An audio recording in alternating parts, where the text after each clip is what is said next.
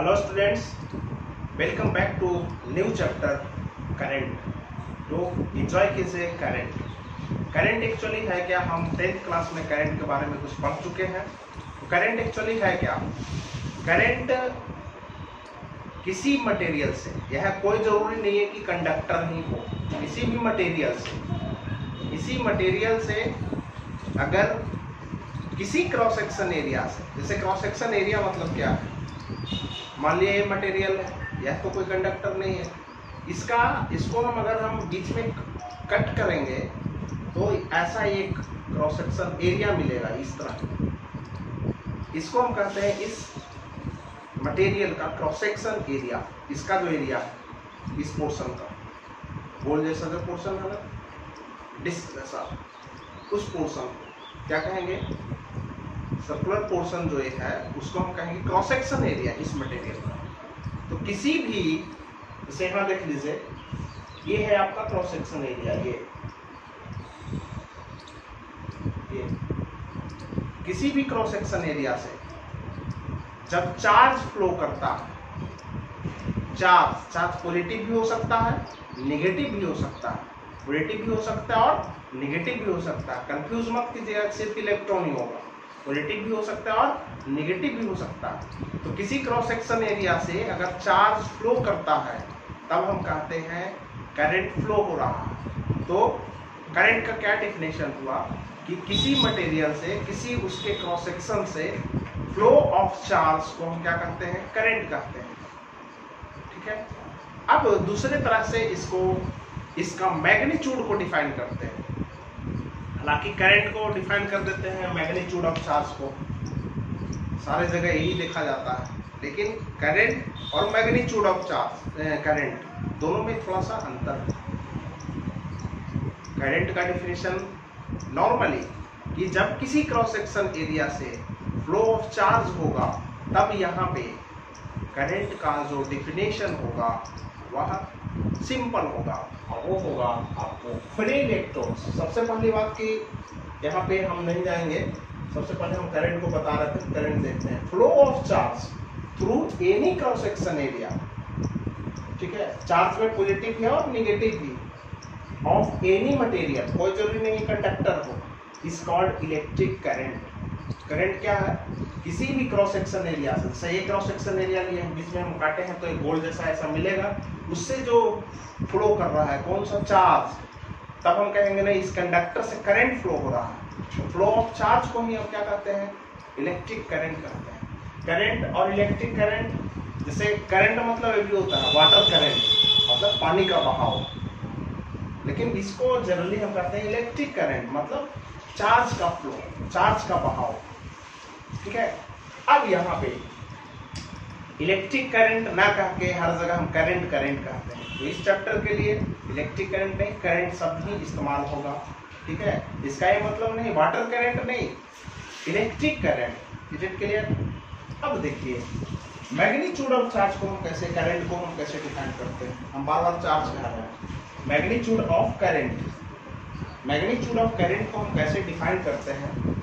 तब इसको में जो डिफिनेशन सब लोग देते हैं वही चीज है ये magnitude of charge, that is magnitude of ये current, rate of flow of charge. किसी भी क्रॉस सेक्शन एरिया से, किसी भी मटेरियल के क्रॉस सेक्शन एरिया से rate of flow of charge through ये क्रॉस सेक्शन एरिया, किसी भी क्रॉस सेक्शन एरिया से जो rate of flow of charge है उसको हम क्या कहते हैं? Electric current, magnitude of electric current. Clear है? मान लिया जाए कि यह कोई कंडक्टर है, ये कंडक्टर है, और ये कंडक्टर का क्रॉस सेक्शन एरिया कुछ है ए है cross section area. Cross section area मतलब इसका एरिया, यह जो सर्कुलर पार्ट है इसका एरिया होगा, इसका रेडियस अगर r है तो पाई r स्क्वायर हो जाएगा। तो यहाँ पे ए है इसका cross section area. Cross section area से चार्ज फ्लो हो रहा है। मान लिया जाए कि टी टाइम में कितना चार्ज फ्लो हुआ है? क्यू हुआ। टोटल टाइम कितना है? टी है। टोटल चार्ज कितना फ्लो हुआ है? क्यू। तो rate of flow of charge होता है क्या? हम पढ़ चुके हैं मोटा मोटी की यूनिट टाइम में जो चार्ज फ्लो होता है। यूनिट हम क्यों बोलते हैं? जब टाइम हम 0 से लेते हैं टाइम हम 0 लेते हैं और किसी पार्टिकुलर टाइम पे और चार्ज नहीं फ्लो हुआ होता है, मतलब 0 चार्ज होता है, फिर Q चार्ज टोटल फ्लो होता है। तो यहाँ पे हम लिखते हैं इन टाइम t चार्ज कितना फ्लो हुआ, Q हुआ, तो यूनिट टाइम में कितना हो जाएगा Q/T, और यही क्या है आपको करंट है। तो यहाँ पे टोटल चार्ज कितना फ्लो हुआ Q, करंट कितना I से हम रिप्रेजेंट करते हैं, तो कितना हो जाएगा Q/T। क्लियर है? तो इसको आप राइट डाउन कीजिए, उसके बाद हम नेक्स्ट पढ़ते हैं। अभी हमने मैग्नीट्यूड ऑफ चार्ज को पढ़ा। एक टॉपिक था फिर इलेक्ट्रॉन्स, तो हम डिस्कस कर चुके हैं इलेक्ट्रोस्टैट में भी कि जो इलेक्ट्रॉन्स न्यूक्लियस से लूजली अटैच होता है, मतलब काफी कम फोर्स से बंधा होता है विथ रिस्पेक्ट टू अदर्स, है ना, तो उसको हम क्या कहते हैं फ्री इलेक्ट्रॉन्स। ए एक्चुअली कंडक्टर में होता है, नॉट इन अदर्स मटेरियल। तो यहाँ पे कंडक्टर में जो लूजली अटैच होता है किसे, न्यूक्लियस से, न्यूक्लियस से क्या होता है वेरी लूजली अटैच होता है, थोड़ा सा भी उस पर फोर्स लगाइए वो एटम से बाहर आ जाएगा। तो वैसे इलेक्ट्रॉन को हम कहते हैं फ्री इलेक्ट्रॉन्स या कंडक्शन इलेक्ट्रॉन। वही इलेक्ट्रॉन जो है कंडक्टर में मूव करता है, और वही इलेक्ट्रॉन मूव करता है तो उसी के कारण वही रिस्पॉन्सिबल है करंट के लिए। अब हमने बताया कि किसी भी क्रॉस सेक्शन एरिया से अगर चार्ज फ्लो होता है तब हम उसको करंट कहते हैं। अब यहाँ पे एक फिगर है, दो फिगर है। अब देखिए इसका क्रॉस सेक्शन एरिया अलग अलग है। यहाँ पे मान लीजिए कि A1 है, यहाँ पे A2 है, यहाँ पे A3 है, ठीक है। तो क्रॉस सेक्शन एरिया तो बदल रहा है। देखिए ये एरिया छोटा है, इससे बड़ा है, और इससे भी ये बड़ा है, और चार्ज फ्लो हो रहा है। यहाँ से चार्ज तो सेम है। मान लिया जाए कि Q चार्ज ये इधर से जा रहा है, इधर से निकल भी रहा है, कितना चार्ज Q चार्ज निकल रहा है। तो यहाँ पे एक सवाल है कि अगर मान लिया जाए कि यहाँ पे I1 फ्लो हो रहा है करंट, यहाँ इसमें I2, इसमें I3, तो कौन सा रिलेशन होगा I1, ये हम 3 रिलेशन लिखे हैं, कौन सा होगा। तो हमने अभी बताया कि किसी भी क्रॉस सेक्शन मायने नहीं रख रहा है। यहाँ पे किसी भी क्रॉस सेक्शन एरिया से चार्ज जो फ्लो हो रहा है, तो यहाँ क्रॉस सेक्शन एरिया हम माइंड नहीं करेंगे, जो चार्ज फ्लो हो रहा है सब में सेम है, इक्वल ही है, तो सबका करंट जो है इसमें और इसमें जो करंट जो कंसीडर किया गया है वह सेम हो। तो यहाँ पे तीसरा ऑप्शन है I1 = I2 = I3। Same cases यहाँ है, अगर चार्ज Q फ्लो हो रहा है और बाहर भी निकल रहा है कितना चार्ज Q, तो यहाँ भी पूरे मटेरियल में करंट क्या होगा, सेम होगा, इक्वल होगा। क्लियर है, समझ में आई बात। तो ये कंसेप्ट है कि किसी भी क्रॉस सेक्शन एरिया में। अब हम थोड़ा सा इससे और ये जाएंगे।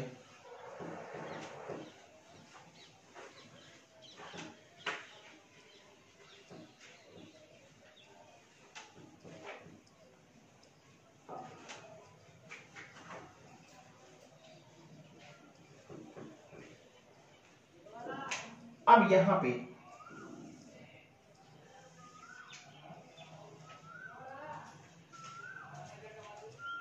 यह एक सिमिलर कंडक्टर है या सिमिलर मटेरियल है, जिससे कि किसी क्रॉस सेक्शन एरिया से, एक क्रॉस सेक्शन एरिया हम ले लें, इससे Q चार्ज फ्लो हो रहा है, कितने टाइम में, T टाइम में। तो करंट हमने कितना लिया, Q/T। क्लियर, समझ में आ रही बात। अब यहां पे हम कंसीडर करते हैं कि चार्ज जो फ्लो हो रहा है वह Q है, तो Q/T हो गया करंट आपका। मान लिया जाए कि N इलेक्ट्रॉन पास कर रहा है, ध्यान से सुनिएगा, कितना इलेक्ट्रॉन्स, N इलेक्ट्रॉन्स, कितने टाइम में, टाइम कितना है, T है। N इलेक्ट्रॉन पास कर रहा है T टाइम में इस क्रॉस सेक्शन एरिया से, तब करंट कितना होगा, तब करंट कितना होगा। तो सबसे पहली बात कि हम Q निकालेंगे, तो Q = कितना हो जाएगा जी, Q = कितना हो जाएगा, एक इलेक्ट्रॉन का चार्ज कितना होता है, E होता है, मैग्नीट्यूड माइनस E होता है। E मतलब कितना, ये मतलब कितना 1.6 इंटू 10 का पावर -19 कूलम।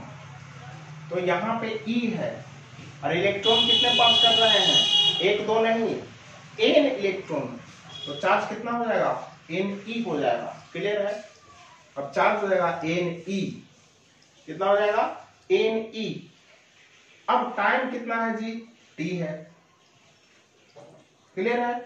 तो करंट कितना हो जाएगा, चार्ज। चार्ज मतलब क्या, Ne डिवाइडेड बाई t। तो किसी क्रॉस सेक्शन से n इलेक्ट्रॉन पास करता है, ठीक है, कितने टाइम में, t टाइम में। तो करंट कितना हो जाएगा, Ne बाई t। क्लियर है, Ne बाई t। अब यहां पे दूसरा हम अगर मान लिया जाए कि n पार्टिकल है, इलेक्ट्रॉन नहीं कह रहा, n पार्टिकल है, क्या है, n पार्टिकल,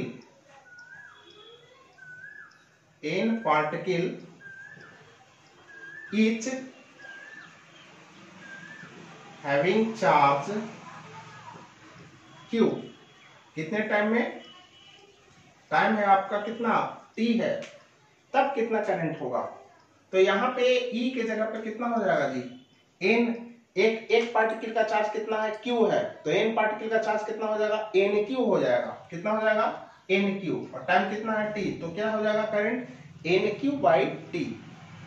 अब नेक्स्ट देख लीजिए,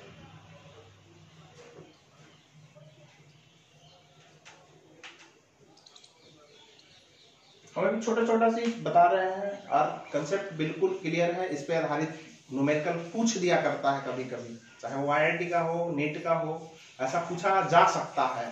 ठीक है। तो और इसको ये नहीं कि ऐसा ही क्वेश्चन है, बहुत मतलब कि इसमें उसमें थोड़ा सा और ये कंसेप्ट भी मिला करके अलग से क्वेश्चन दिया जा सकता है। तो इसको ध्यान से देखिएगा। अब देख लीजिए कि हम क्या कहें, किसी क्रॉस सेक्शन एरिया से पास करता है। अब मान लिया जाए कि n particle crosses through unit cross section area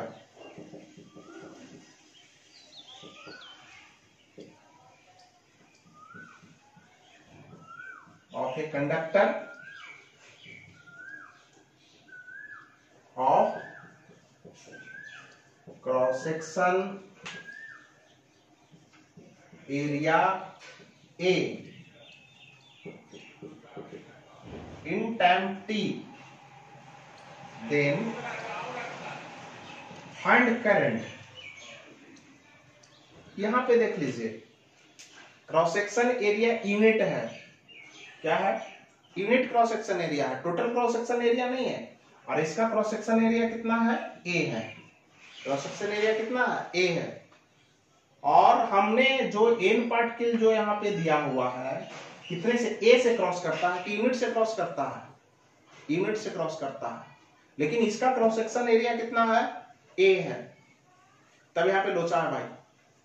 तो यहाँ टोटल A से कितना करेगा, यूनिट मतलब 1 से कितना करता है, कितना पार्टिकल, n पार्टिकल। तो A से कितना करेगा, Na करेगा। देख लीजिए, यूनिट से n, तो A से Na। क्लियर है। तो यहां पे और एक पार्टिकल का चार्ज जो है,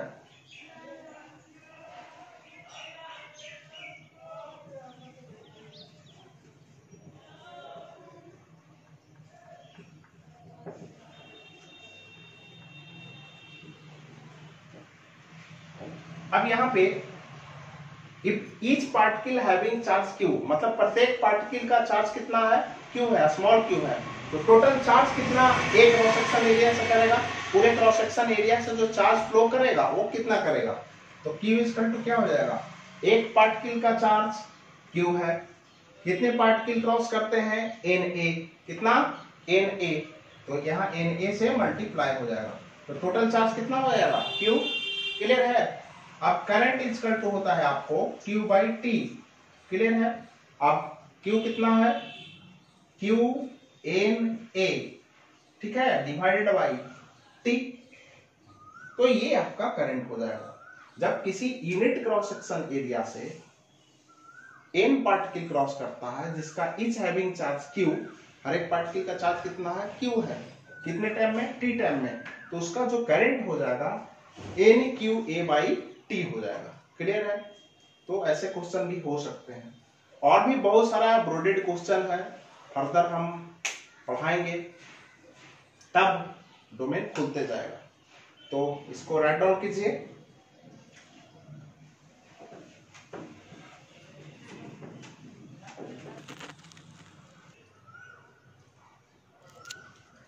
अभी हम लोग पढ़ रहे थे कि जो करंट है वो rate of flow of charge है विथ रिस्पेक्ट टू टाइम। अब यहाँ पे उसके बारे में हम थोड़ा सा सीखें, जाने। अच्छा, 11th क्लास में रेट पढ़ चुके हैं, ठीक है, रेट है क्या, नहीं पढ़े हैं तो 11th का जो वीडियो होगा काइनेमेटिक्स में, जो मैथमेटिकल फिजिक्स का होगा मेरा, वो देख लीजिएगा, पूरा कंसेप्ट क्लियर हो जाएगा। पढ़ाने के लिए तो है। अब देखिए कि सपोज कर लिए क्यू चार्ज है, फ्लो हुआ किसी क्रॉस सेक्शन एरिया से, ठीक है।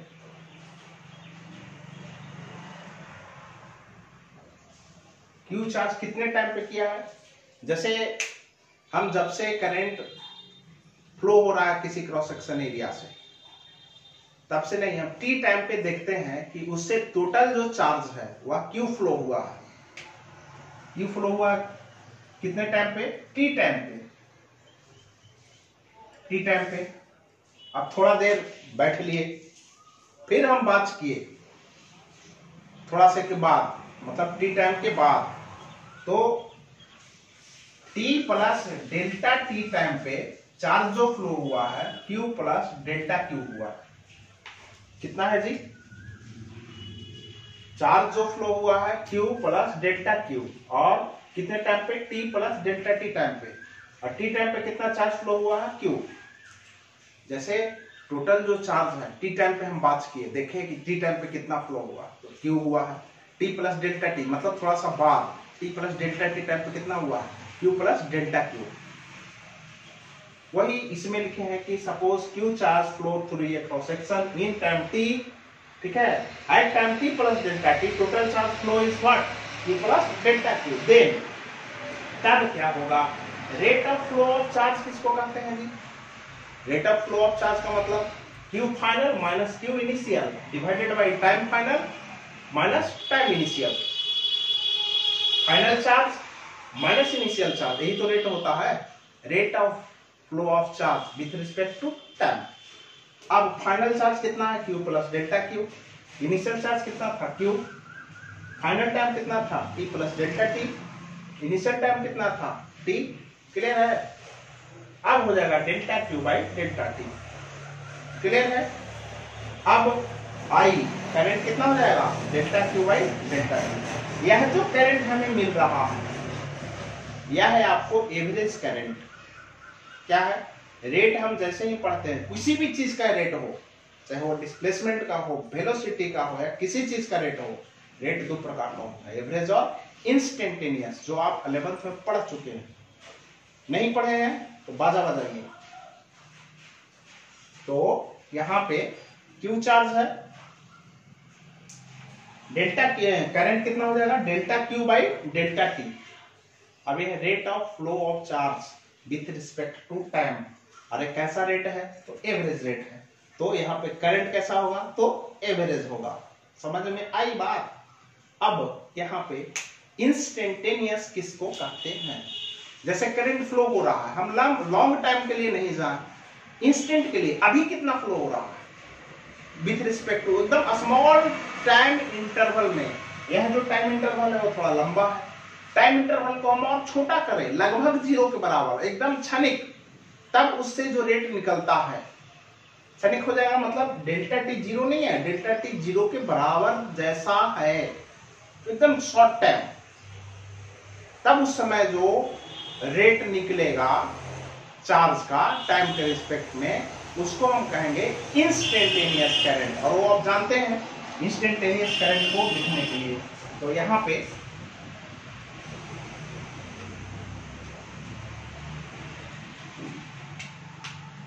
I is equal to I instantaneous I लिखते हैं, delta Q by delta T हम लिमिट लेते हैं, सब पढ़ चुके हैं, delta T tends to 0, clear है। और इसी चीज को हम कहते हैं D Q by D T. तो जो इंस्टेंटेनियस करंट हो जाएगा वो हो जाएगा D Q by D T, clear है। अब इस पे आधारित हम क्वेश्चन अभी करवाते हैं, तब समझ में आएगा, पूरी कंसेप्ट क्लियर हो जाएगी। अब करंट का जो यूनिट है आप जानते हैं एम्पियर होता है, एम्पियर, ठीक है। और इसको एब्रिविएट किया जाता है ए से। Is it clear? तो इसको राइट डाउन कीजिए, उसके बाद हम टॉपिक पढ़ते हैं। ये आपका रहा एक क्वेश्चन, उस पर आधारित दिया हुआ है Q equal to T square plus 6t plus 2, then find instantaneous current at t equal to 3, ठीक है। अब यहाँ पे एवरेज करंट निकालना है 0 से 3 सेकंड। 3 सेकंड हो सकता है या जो भी हो सकता है, यहाँ टाइम नहीं है, यूनिट नहीं दिया हुआ है, तो हम इसको कैलकुलेट करेंगे। सबसे पहले पहला क्वेश्चन इंस्टेंटेनियस करंट। तो इंस्टेंटेनियस करंट क्या होता है? dq by dt। तो हम डिफरेंशिएट करेंगे इसको किसके रिस्पेक्ट में? टाइम के रिस्पेक्ट में। T square plus 6t plus 2 dt इसका तो कितना हो जाएगा? इसको हम डिफरेंशिएट करेंगे तो आप लोग पढ़ चुके हैं, डायरेक्ट लिख रहे हैं 2t प्लस 6, ठीक है, क्लियर है। ये क्या आ गया आपको? dq बाई dt, ठीक है। अब कितने सेकंड पे कह रहा है इंस्टेंटेनियस करंट? 3 सेकंड या 3 टाइम पे, ठीक है। तो 3 टाइम पे यहाँ पे करेंगे। अगर हम देखते हैं at t equal to 3 dq by dt, t equal to 3 पे कितना हो जाएगा?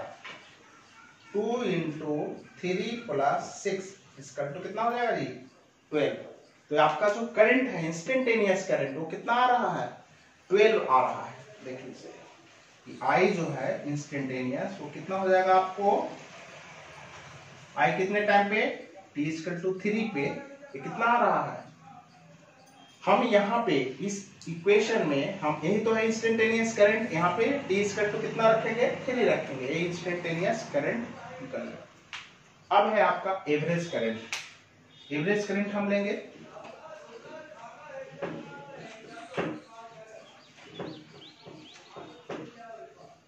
अब एवरेज करंट लेने के लिए सबसे पहले कि Q equal to T equal to 0 time पे कितना चार्ज फ्लो हो चुका है किसी क्रॉस सेक्शन एरिया से, कितने टाइम पे? 0 टाइम पे। 0 से 3 है तो 0 हम लेंगे पहले, तो हम T के जगह तो कितना रखेंगे जी? 0 रखेंगे। 0 प्लस ये भी 0 हो जाएगा प्लस 2, इसका तो कितना हो जाएगा? 2 हो जाएगा। वो गुलाब हो सकता है या कुछ और हो सकता है ना। तो यहाँ पे 0 टाइम पे हमने क्या चार्ज निकाल लिया, 2 आया। अब कितने टाइम पे निकालना है जी? 3 टाइम पे कितना हो जाएगा? 3 square plus 6 into 3 plus 2, 9 plus 18 plus 2, ठीक है जी, क्लियर। अभी कितना हो जाएगा? 29। तो 29 हो गया क्या? कितने टाइम पे फ्लो हो गया है चार्ज? 3 टाइम पे।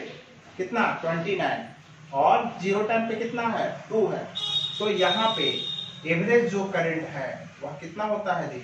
Q final minus Q initial divided by T final minus T initial. Q final कितना है आपका? है 29 माइनस ये कितना है? 2 है, डिवाइडेड बाई कितना? तीसरा टाइम 0 टाइम, ये कितना हो जाएगा? 27/3, इसका तो कितना? 9। तो एवरेज करंट कितना आ रहा है? 9 आ रहा है। इंस्टेंटेनियस कितना आया पता है आपको। तो हम इस तरह से न्यूमेरिकल को कितने आसानी से समझ में आ रहा है। जब कंसेप्ट क्लियर होगा तो सारा क्वेश्चन एकदम कंसेप्ट क्लियर होने पे आसान लगेगा। अगर कंसेप्ट क्लियर नहीं है, थोड़ा बहुत गड़बड़ाए होंगे इंस्टेंटेनियस और एवरेज में, तो पूरा अगर कंसेप्ट क्लियर है तो कुछ नहीं है, कुछ नहीं है। ये तो बहुत नॉर्मल क्वेश्चन है, इजी क्वेश्चन है। क्या बताना। तो चीजें हैं कि हमारे पास जो कंटेंट्स है वह थोड़ा सा हटके तो है। दूसरी चीजें हैं कि भले ही कुछ समस्याएं हैं आपके साथ कि आपके साथ असाइनमेंट नहीं है मेरा, और बहुत सारे रेफरेंस बुक नहीं है, कम्युनिकेशन नहीं है, तो हम धीरे धीरे अपना कम्युनिकेशन लोगों तक बढ़ाएंगे। साथ में आप इस वीडियो को ज़्यादा से ज़्यादा शेयर करें, ठीक है, अपने दोस्तों को बताएं, ठीक है, लाइक करें, सब्सक्राइब करें, तो बने रहें आदर्श के साथ ब्रेक के बाद भी, ठीक है।